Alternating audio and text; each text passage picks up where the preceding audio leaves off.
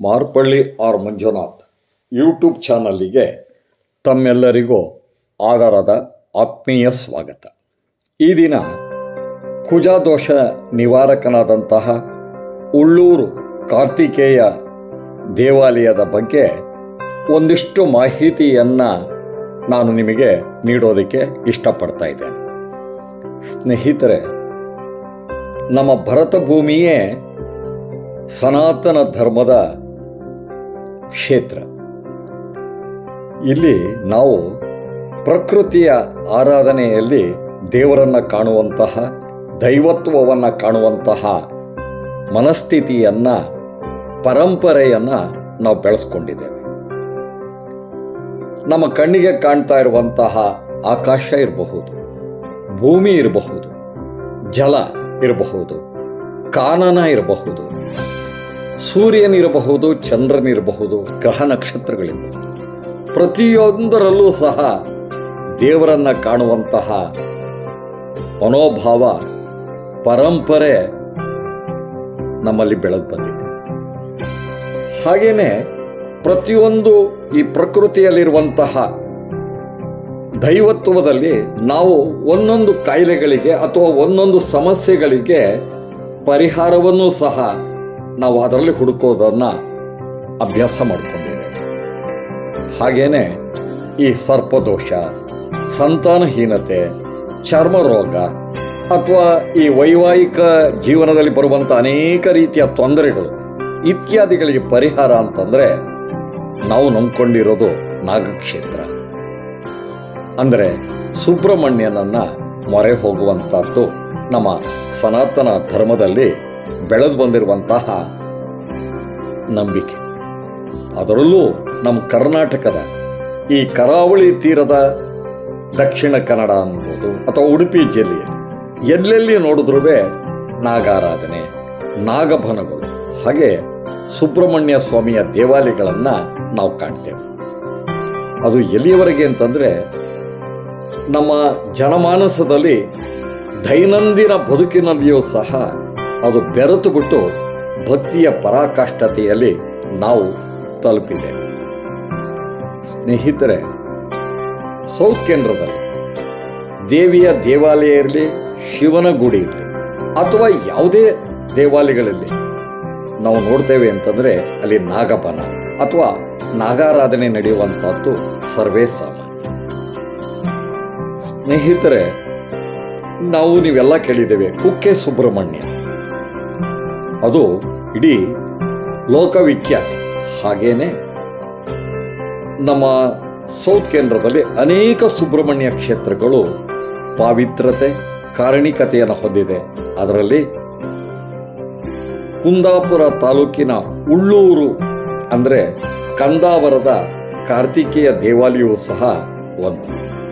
ಆ ದೇವಾಲಯದ ಮಾಹಿತಿಯನ್ನ ಚಿತ್ರದ ಸಮೇತ ನಾನು ವಿವರಣೆಯನ್ನ ನೀಡ್ತಾ ಇದ್ದೇನೆ. ಸ್ನೇಹಿತರೆ, ತಾವು ನೋಡ್ತಾ ಇದ್ದೀರಲ್ಲ, ಇದೇ ಜೀರ್ಣೋದ್ಧಾರಗೊಂಡಿರುವಂತಹ ಉಳ್ಳೂರಿನ ಕಾರ್ತಿಕೇಯ ದೇವಾಲಯ. ಸ್ನೇಹಿತರೆ, ಈ ದೇವಾಲಯದಲ್ಲಿ ಇರುವಂತಹ ಕಾರ್ತಿಕೇಯ 8 ಅಥವಾ 9ನೇ ಶತಮಾನಕ್ಕೆ ಸೇರಿದೆ ಅನ್ನುವಂತಹ ಮಾತು. ಇಲ್ಲಿರುವಂತಹ ಕಾರ್ತಿಕೇಯ ಅಂದರೆ ಸುಬ್ರಹ್ಮಣ್ಯನ ರೂಪ ಇದೆಯಲ್ಲ, ಅತ್ಯಂತ ಸುಂದರವಾಗಿದೆ.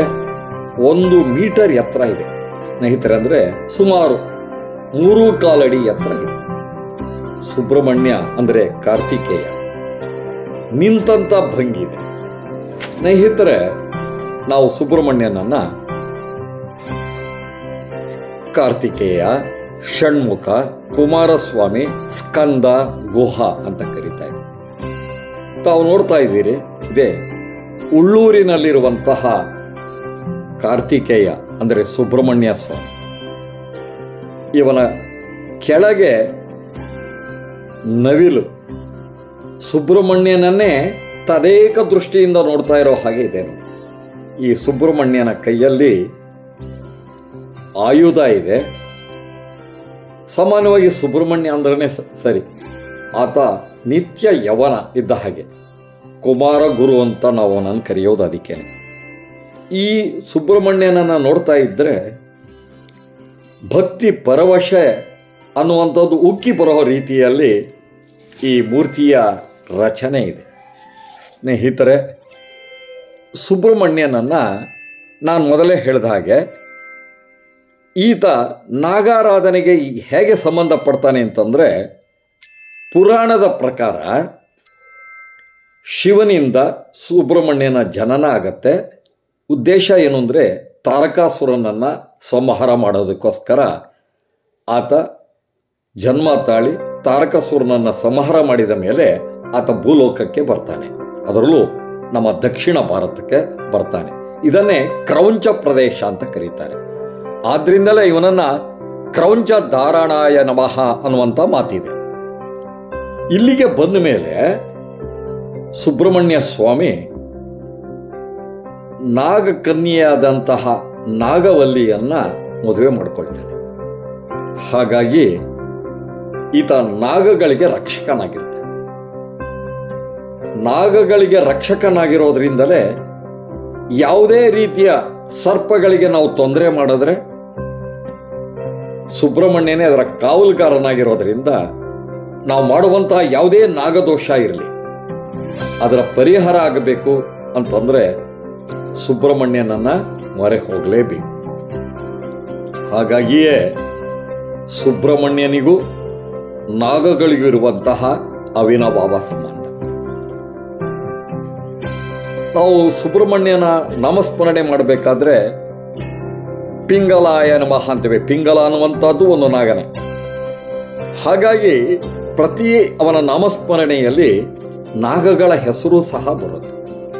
ಕುಷ್ಠ ಹಾರಿಣೇ ನಮಃ, ರೋಗನಾಶನಾಯ ನಮಃ ಅನ್ನುವಂಥ ಮಾತುಗಳು. ಅಂದರೆ ಸುಬ್ರಹ್ಮಣ್ಯ ಸ್ವಾಮಿಯ ಪೂಜೆ ಆರಾಧನೆ ಅನ್ನುವಂಥದ್ದು ನಮ್ಮ ಆರೋಗ್ಯಕ್ಕೆ, ನಮ್ಮ ಆಯಸ್ಸಿಗೆ ಸಂಬಂಧಪಟ್ಟಂಥ ವಿಚಾರ. ಸ್ನೇಹಿತರೆ, ಇಷ್ಟೆಲ್ಲ ಸುಬ್ರಹ್ಮಣ್ಯನ ಮೇಲೆ ಕಥೆಯಾದರೆ ಇಲ್ಲಿರುವಂಥ ಉಳ್ಳೂರು ಇದೆಯಲ್ಲ, ಇದನ್ನ ಸ್ಕಂದಾವರ ಅಂತ ಕರೀತಾರೆ. ಸ್ಕಂದ ಅನ್ನುವಂಥದ್ದು ಸುಬ್ರಹ್ಮಣ್ಯನ ಹೆಸರು. ಸ್ಕಂದಾವರ ಅನ್ನುವಂಥದ್ದು ಯಾಕೆ ಬಂತು ಅಂದರೆ, ಈ ಕ್ಷೇತ್ರ ಇದೆಯಲ್ಲ, ಇಲ್ಲಿ ಅಲೂಪ ರಾಜ ವಂಶಸ್ಥರು ಬಹಳ ಹಿಂದೆ, ಬಹಳ ವರ್ಷಗಳ ಕಾಲ, ಶತಮಾನಗಳ ಕಾಲ ರಾಜ್ಯಭಾರ ಮಾಡ್ತಾ ಇದ್ರು. ಇಲ್ಲಿರುವಂತಹ ಹಟ್ಟಿ ಅಂಗಡಿ ಇರಬಹುದು, ಅದು ಅವರ ರಾಜಧಾನಿಯಾಗಿತ್ತು ಅನ್ನುವಂಥ ಮಾತಿದೆ. ಹಾಗೆ ಉದ್ಯಾವರ, ಮತ್ತೆ ಇವರು ಸಮುದ್ರದ ವ್ಯಾಪಾರ ಮಾಡ್ತಾ ಇದ್ದಂಥವ್ರು. ಹಾಗಾಗಿ ಬಂದರುಗಳಿದೆಯಲ್ಲ ಅವ್ರಿಗೆ ಬಹಳ ಮುಖ್ಯ ಆಗಿತ್ತು. ಸ್ಕಂದಾವರ ಅಂತ ನಾವು ಏನು ಕರಿತೇವೆ ಅದರ ಪಕ್ಕದಲ್ಲಿಯೇ ಬಸರೂರು ಇದ್ದಿತ್ತು. ಹಾಗಾಗಿ ಅದು ಬಂದರಾಗಿದ್ದರಿಂದ ಅದರ ಪಕ್ಕದಲ್ಲಿಯೇ ಈ ಸ್ಕಂದಾವರ ಇದ್ದಿದ್ದರಿಂದ ಅಲೂಪ ರಾಜರು ಇದಕ್ಕೆ ಹೆಚ್ಚಿನ ಮಹತ್ವವನ್ನು ನೀಡಿದರು. ಅಷ್ಟೇ ಅಲ್ಲ, ಇಲ್ಲಿರುವಂಥ ದೇವಾಲಯ ಅತ್ಯಂತ ಪುರಾತನವಾದದ್ದು ಅಲ್ಲದೇನೆ ಈ ಅಲೂಪ ರಾಜರುಗಳಿಗೆ ಸುಬ್ರಹ್ಮಣ್ಯ ಸ್ವಾಮಿಯೇ ಮನೆಯ ದೇವತೆ, ಅವರೇ ಅಧಿದೇವತೆ. ಹಾಗಾಗಿ ಅವರೇನು ಮಾಡಿದ್ರು, ಈ ಕ್ಷೇತ್ರಕ್ಕೆ ಸ್ಕಂದಾವರ ಅನ್ನುವಂಥ ಹೆಸರಿಟ್ಟರು. ಅಲ್ಲಿ ಸುಬ್ರಹ್ಮಣ್ಯನ ದೇವಾಲಯ ಇದೆ, ಕಾರ್ತಿಕೇಯಂದು, ಅದು ಸೇರಿ ಸ್ಕಂದಾವರ. ಬರ್ತಾ ಬರ್ತಾ ಏನಾಯ್ತು ಸ್ನೇಹಿತರೆ, ಇದನ್ನೇ ಕಂದಾವರ ಅಂತ ಹೇಳಿ ಕರೆಯೋ ಹಾಗಂಗಾಯ್ತು. ಹೀಗಾಗಿ ಈ ಕ್ಷೇತ್ರಕ್ಕೆ ಹೆಚ್ಚಿನ ಮಹತ್ವವನ್ನು ಅಲೂಪ ರಾಜರು ನೀಡ್ತಾ ಬಂದರು. ಸ್ನೇಹಿತರೆ, ಸಾಮಾನ್ಯವಾಗಿ ನಾಗದೋಷ ಅನ್ನುವಂಥದ್ದು ಯಾರಿಗೆ ಮನೆಯೊಳಗೆ ಆರ್ಥಿಕ ಪರಿಸ್ಥಿತಿಯಾಗಿರಲಿ, ಅನಾರೋಗ್ಯ ಪರಿಸ್ಥಿತಿಯಾಗಿರಲಿ, ಸಂತಾನಹೀನತೆಯಾಗಿರಲಿ ಅಂಥವರೆಲ್ಲ ಸುಬ್ರಹ್ಮಣ್ಯನನ್ನು ಆರಾಧನೆ ಮಾಡಬೇಕು, ನಾಗದೋಷವನ್ನು ಪರಿಹಾರ ಮಾಡಿಕೊಳ್ಬೇಕು. ಅದಕ್ಕೆ ಆಶ್ಲೇಷ ಬಲಿ ಇರಬಹುದು, ಸರ್ಪ ಸಂಸ್ಕಾರ ಇರ್ಬೋದು, ಅವೆಲ್ಲವನ್ನ ಹೋಗಲಾಡೋದಕ್ಕೋಸ್ಕರ ಅವರುಗಳು ಸುಬ್ರಹ್ಮಣ್ಯನನ್ನು ಮೊರೆ ಹೋಗುವಂಥದ್ದು. ಆದ್ದರಿಂದ ಈ ಉಳ್ಳೂರು ಅಂದರೆ ಈ ಕಂದಾವರ ಅನ್ನುವಂಥದ್ದು ಈ ಪಾವಿತ್ರತೆಯಿಂದ ಇದು ಪ್ರಸಿದ್ಧಿಯನ್ನು ಪಡೆದಿದೆ. ಸ್ನೇಹಿತರೆ, ಇಲ್ಲಿ ನಾವು ಹೇಳುವಂಥದ್ದು ಏನು ಅಂತಂದರೆ, ಇಲ್ಲಿ ಬಹಳ ಸಂಸ್ಕಾರ ಇರುವಂಥದ್ದು. ಅದರಲ್ಲೂ ಈ ಸುಬ್ರಹ್ಮಣ್ಯ ಇದ್ದಾನಲ್ಲ, ಅವನು ಷಷ್ಠಿಯಲ್ಲಿ ಹುಟ್ಟಿದ್ರಿಂದ ಇಲ್ಲಿ ಹಿರಿಷಷ್ಠಿ ಮತ್ತು ಕಿರಿಷಷ್ಠಿ ಅಂತ ಕರೀತಾರೆ. ಅಂಥ ದಿನ ಈ ಕಾರ್ತಿಕೇಯ ಸ್ವಾಮಿಗೆ ನಡೆಯುವಂಥ ಇಲ್ಲಿಯ ಪೂಜಾ ಕ್ರಮ, ಆಶ್ಲೇಷ ಬಲಿ, ನಾಗ ಆರಾಧನೆ ಅನ್ನುವಂಥದ್ದು ಅತ್ಯಂತ ಕಾರಣಿಕವನ್ನು ಪಡೆದಿದೆ. ಶ್ರದ್ಧಾ ಭಕ್ತಿಯಿಂದ ನಡೆಯುತ್ತಾ ಇರೋದರಿಂದ ಭಕ್ತಾದಿಗಳು ಇಲ್ಲಿ ಸಾಗರೋಪಾದಿಯಲ್ಲಿ ಬರ್ತಾ ಇದ್ದಾರೆ. ತಾವು ನೋಡ್ತಾ ಇದ್ದೀರಿ, ಇಲ್ಲಿರುವಂತಹ ನಾಗರ ಕಲ್ಲುಗಳನ್ನು ತಾವು ನೋಡ್ತಾ ಇದ್ದೀರಿ. ಸ್ನೇಹಿತರೆ, ಈ ಉಳ್ಳೂರಿನಲ್ಲಿ ಈ ಕಾರ್ತಿಕೇಯ ದೇವಾಲಯದಲ್ಲಿ ಪ್ರತಿ ವರ್ಷ ಜನವರಿ ಮಾಹೆಯಲ್ಲಿ ವಿಜೃಂಭಣೆಯಿಂದ ರಥೋತ್ಸವ ನಡೆಯುತ್ತೆ. ಹೀಗಾಗಿ ಆ ಕಾಲದಲ್ಲಿ ಭಕ್ತಾದಿಗಳು ಹೊರ ರಾಜ್ಯಗಳಿಂದ ಬರ್ತಾರೆ. ಅಷ್ಟೇ ಅಲ್ಲ, ವಿದೇಶದಲ್ಲಿ ನೆಲೆಸಿದ್ದವರು ಸಹ ಈ ರಥೋತ್ಸವ ಕಾರ್ಯಕ್ರಮದಲ್ಲಿ ಭಾಗವಹಿಸಿ ಕಾರ್ತಿಕೇಯನ ಕೃಪಾಶೀರ್ವಾದಗಳಿಗೆ ಪಾತ್ರರಾಗುವಂಥದ್ದು ಬಹಳ ಕಾಲದಿಂದಲೂ ನಡ್ಕೊಂಡು ಬಂದಿದೆ. ಸ್ನೇಹಿತರೆ, ಅಲೂಪ ರಾಜರು ಈ ದೇವಾಲಯವನ್ನು ಆಗಾಯ ಕಾಲದಲ್ಲಿ ಜೀರ್ಣೋದ್ಧಾರ ಮಾಡ್ತಾ ಇದ್ರೂ 2014ರಲ್ಲಿ ಸಂಪೂರ್ಣವಾಗಿ ಭಕ್ತಾದಿಗಳು ಗೊತ್ತಾಗ್ತಾ ಇದೆ, ಈ ದೇವಾಲಯ ಸಂಪೂರ್ಣವಾಗಿ ಜೀರ್ಣೋದ್ಧಾರ ಆಗಿದೆ. ಬಹಳ ವಿಶಾಲವಾಗಿ ಸುಂದರವಾಗಿ ಬರುವಂಥ ಭಕ್ತಾದಿಗಳನ್ನು ಆಕರ್ಷಿಸುವಂಥ ರೀತಿಯಲ್ಲಿದೆ. ಸ್ನೇಹಿತರೆ, ಇಲ್ಲಿ ಸುಬ್ರಹ್ಮಣ್ಯನ ಜೊತೆಗೆ ಅಂದರೆ ಕಾರ್ತಿಕೇಯ ಅಂತ ಆತನ ಜೊತೆಗೆ ಆತನ ಸಹೋದರ ಅಂದರೆ ಗಣಪತಿ ವಿಘ್ನ ನಿವಾರಕ, ಅವನ ಸುಂದರವಾದಂತಹ ಮೂರ್ತಿ ಇಲ್ಲಿದೆ, ಗುಡಿ ಇದೆ. ಆತ ಸಂಕಷ್ಟ ಹರನಾಗಿ ಭಕ್ತರುಗಳನ್ನು ಹರಿಸುತ್ತಾ ವಿಘ್ನಗಳನ್ನು ಪಾರು ಮಾಡುತ್ತಾ ಅಣ್ಣನ ಜೊತೆಗೆ ಇಲ್ಲಿ ನೆಲೆಸಿದ್ದಾನೆ ಅನ್ನುವಂಥದ್ದು ಸಹ ಈ ಕ್ಷೇತ್ರದ ಒಂದು ವಿಶೇಷ. ಸ್ನೇಹಿತರೆ, ಇಲ್ಲಿ ಷಷ್ಠಿಯಲ್ಲಿ ನಡೆಯುವಂಥದ್ದು ಮತ್ತು ಜನವರಿಯಲ್ಲಿ ನಡೆಯುವಂಥ ರಥೋತ್ಸವದ ಹೊರತಾಗಿಯೂ ಪ್ರತಿ ಹುಣ್ಣಿಮೆಯಲ್ಲಿ ಭಕ್ತಾದಿಗಳು ಪ್ರಶ್ನೆ ಕೇಳುವಂಥದ್ದು, ಸಮಸ್ಯೆಗಳನ್ನು ಪರಿಹರಿಸ್ಕೊಳ್ಬಾರ್ದು ಅದನ್ನು ಕೇಳೋದಕ್ಕೋಸ್ಕರ ಇಲ್ಲಿ ಬರ್ತಾನೆ ಇರ್ತಾರೆ. ಅದು ಮೊದಲಿನಿಂದಲೂ ನಡ್ಕೊಂಡು ಬರ್ತಾ ಇದೆ. ಸ್ನೇಹಿತರೆ, ತಾವು ನೋಡ್ತಾ ಇದ್ದೀರಲ್ಲ, ಇದು ಆಧುನೀಕರಿಸಿಕೊಂಡಿರುವಂಥ ಪುಷ್ಕರಣಿ. ಈ ಪುಷ್ಕರಣಿ ದೇವಾಲಯದ ಈಶಾನ್ಯ ಭಾಗದಲ್ಲಿದೆ. ಅದು ಸಹ ಈ ವಾಸ್ತು ದೃಷ್ಟಿಯಿಂದ ವಿಶೇಷತೆಯನ್ನು ಪಡೆದಿದೆ. ನೋಡಿ, ತಾವು ನೋಡ್ತಾ ಇದ್ದೀರಿ, ಆಧುನೀಕರಿಸಲ್ಪಟ್ಟಂತಹ ಸುಂದರವಾದಂತಹ ಪುಷ್ಕರಣಿ. ಯಾವಾಗಲೂ ಅಷ್ಟೇನೆ, ನಮ್ಮ ಪುರಾತನ ದೇವಾಲಯಗಳನ್ನು ಅದರ ಹಿಂದಿನ ವಾಸ್ತುಶಿಲ್ಪವನ್ನು ಅನುಸರಿಸ್ಕೊಂಡು ನಾವು ಜೀರ್ಣೋದ್ಧಾರ ಮಾಡ್ತಾ ಇದ್ದರೆ ಆ ದೇವಾಲಯದ ನಾವೀನ್ಯತೆಯೊಂದಿಗೆ ಭಕ್ತಿ ಮತ್ತು ಅಲ್ಲಿನ ಪರಂಪರೆಯನ್ನು ನಾವು ಉಳಿಸ್ಕೊಂಡು ಬಂದಂತೆ ಆಗತ್ತೆ. ಸ್ನೇಹಿತರೆ, ಈ ಉಳ್ಳೂರು ಕ್ಷೇತ್ರ ಇದೆಯಲ್ಲ, ಇದು ಕಾನನದ ಮಧ್ಯ, ಪರಿಸರದ ಮಧ್ಯ, ಗಿಡ ಮರ ಹಸಿರುಗಳಿಂದ ಆವೃತವಾಗಿದ್ದು ಪ್ರಶಾಂತವಾಗಿದೆ. ಹಾಗಾಗಿ ನಾವು ನಮ್ಮ ಈ ನಗರದ ಜೀವನ, ಈ ಔದ್ಯೋಗೀಕರಣ, ಈ ಕೈಗಾರಿಕೀಕರಣ ಇವುಗಳಿಂದ ಹೊರತಾಗಿ ಇಲ್ಲಿ ಬಂದಾಗ ನಾವು ಮನಸ್ಸಿಗೆ ಪ್ರಶಾಂತತೆಯನ್ನು ಪಡಿತೇವೆ. ಅಷ್ಟೇ ಅಲ್ಲ, ನಮ್ಮ ಮನಸ್ಸಿನ ಕಲ್ಮಶಗಳನ್ನು ತೆಗೆದು ಶಾಂತತೆಯನ್ನು ಪಡೆಯೋದಕ್ಕೆ ಇದು ದಿವ್ಯವಾದಂಥ ಸ್ಥಳ ಆಗಿದೆ. ತಾವು ನೋಡ್ತಾ ಇದ್ದೀರಲ್ಲ, ಇದು ಪ್ರತಿ ವರ್ಷ ನಡೆಯುವಂಥ ಜನವರಿಯಲ್ಲಿ ನಡೆಯುವಂಥ ರಥೋತ್ಸವದ ರಥದ ಒಂದು ಚಿತ್ರ. ತಾವು ಅದನ್ನು ನೋಡ್ತಾ ಇದ್ದೀರಿ, ಅದನ್ನು ನಾನು ನಿಮಗೆ ತೋರಿಸ್ತಾ ಇದ್ದೇನೆ. ಸ್ನೇಹಿತರೆ, ಹೀಗೆ ಈ ಕ್ಷೇತ್ರ ಇದೆಯಲ್ಲ, ಸರ್ಪದೋಷಗಳ ನಿವಾರಣೆ, ಕುಜದೋಷದ ನಿವಾರಣೆ ಮತ್ತು ಶ್ರದ್ಧಾ ಭಕ್ತಿಯಿಂದ ಇಲ್ಲಿ ಪೂಜೆ ಪುನಸ್ಕಾರಗಳು, ತ್ರಿಕಾಲದ ಪೂಜೆ ನಡೀತಾ ಇರೋದರಿಂದ ಇದು ಅತ್ಯಂತ ಕಾರಣಿಕ ಸ್ಥಳವಾಗಿದೆ. ಪುರಾತನ ದೇವಾಲಯ ಆಗಿದೆ, ಐತಿಹಾಸಿಕ ಹಿನ್ನೆಲೆಯನ್ನು ಹೊಂದಿದೆ. ಹೀಗಾಗಿ ತಾವು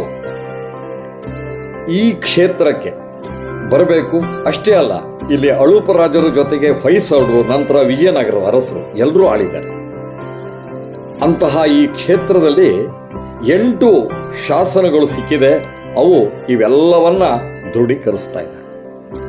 ಸ್ನೇಹಿತರೆ, ತಾವು ಒಮ್ಮೆಯಾದರೂ ಈ ಉಳ್ಳೂರು ಕ್ಷೇತ್ರಕ್ಕೆ ಬಂದು ಕಾರ್ತಿಕೇಯನ ದರ್ಶನವನ್ನು ಮಾಡಿ ಪಾವನರಾಗಬೇಕು ಅಂತ ಹೇಳ್ತಾ ನನ್ನ ಮಾತನ್ನು ಮುಗಿಸ್ತೇನೆ. ಅಷ್ಟೇ ಅಲ್ಲ, ಯಾರಾದರೂ ನಮ್ಮ ಯೂಟ್ಯೂಬ್ ಅಂದರೆ ಮಾರ್ಪಳ್ಳಿ ಮೀಡಿಯಾ ಯೂಟ್ಯೂಬ್ ಚಾನಲ್ಲಿಗೆ ಸಬ್ಸ್ಕ್ರೈಬರ್ ಇಲ್ಲಿವರೆಗೆ ಆಗದೇ ಇದ್ದರೆ ಸಬ್ಸ್ಕ್ರೈಬರ್ ಆಗಬೇಕು ಅಂತ ಹೇಳಿ ಕೋರ್ತಾ ನನ್ನ ಮಾತನ್ನು ಮುಗಿಸ್ತೇನೆ. ತಮ್ಮೆಲ್ಲರಿಗೂ ಕಾರ್ತಿಕೇಯನ ಅನುಗ್ರಹ ದೊರೆಯಲಿ ಅಂತ ಹೇಳ್ತಾ ನಮಸ್ಕರಿಸ್ತಾ ನನ್ನ ಮಾತನ್ನು ತಿಳಿಸ್ತಾ ಇದ್ದೇನೆ.